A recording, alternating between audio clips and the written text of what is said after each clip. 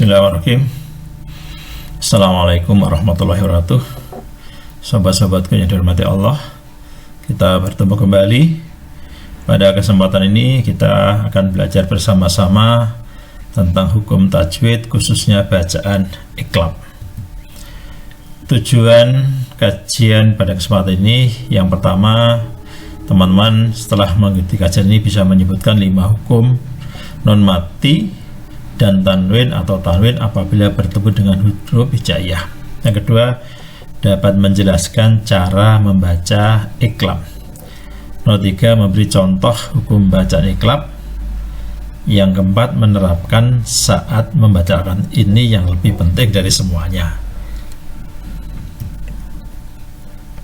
Materi yang kita pelajari kesempatan ini ada 2 pokok, yaitu 1, hukum non mati atau tanwin apabila bertemu dengan huruf hijaiyah yang jumlahnya 28 itu. Yang kedua, hukum bacaan iqlab, contoh-contohnya.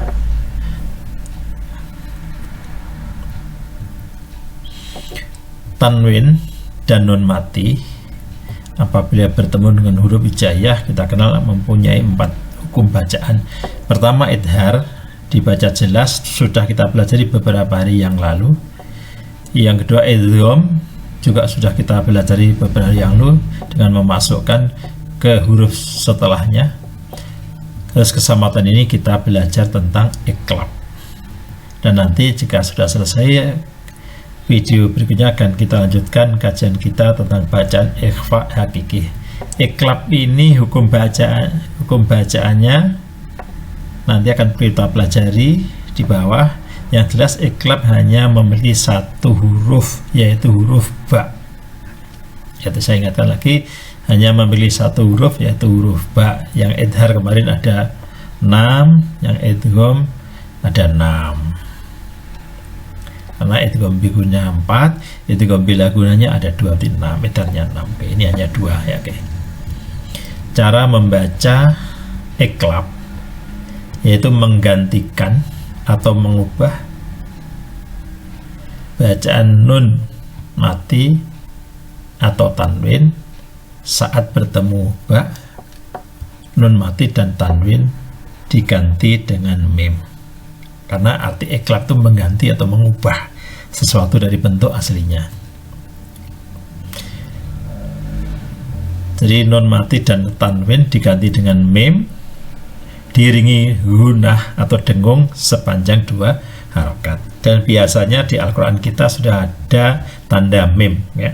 Jadi itu memudahkan kita untuk mengingat-ingat bahwa itu adalah bacaan iqlab. Contoh kita kutip dari surat ke-98 yaitu surat Al-Bayyinah ayat yang keempat. A'udzubillahi minasyaitonirrajim. Bismillahirrahmanirrahim. Illa min ba'di ma ja'athumul bayyinah. Saya ulangi sekali lagi. Illa min ba'di ma ja'athumul bayyinah. Ya, iqlabnya ada di situ, di kata min ba'di. Jadi bukan dibaca min ba'di, tapi nunnya langsung diganti mim. Min ba'di, diikuti hunah sepanjang 2 harokat. Contoh berikutnya kita kutip dari surat kedua yaitu surat Al-Baqarah ayat nomor 27. A'udzubillahi minasyaitonirrajim. Bismillahirrahmanirrahim. Alladzina yanquduna 'ahdallahi min ba'di mitsaqih. Sama kita baca min ba'di. Ada di situ sudah ada kitab.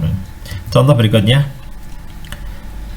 masih kita kutip dari surat kedua, surat Al-Baqarah ayat 265. A'udzubillahi minasyaitonirrajim. Bismillahirrahmanirrahim. Kamasali jannatin birabwatin asobaha. Jadi ada kata ini yang merah ya. Jannatin birabwah. Contoh berikutnya kita kutip dari surat ketiga, ya surat Al-Imran atau keluarga Imran di ayat nomor 30. A'udzubillahi minasyaitonirrajim. Bismillahirrahmanirrahim. law anna bainaha wa bainahu amadan ba'ida. Jadi itu ada fathah ten ketemu dengan ba, ya. Contoh berikutnya masih dari surat yang ketiga, surat Al-Imran atau keluarga Imran, ayat 37. A'udzubillahi minasyaitonir rajim. Bismillahirrahmanirrahim. Fataqabbalaha rabbuha biqabulin hasanin wa ambataha. Jadi ada dikata wa ambataha. Oke, cukup. Ini tugas untuk sobat-sobat. Nanti tolong dicari mana hukum bacaan idharnya, mana hukum bacaan iklabnya, mana hukum bacaan idghamnya.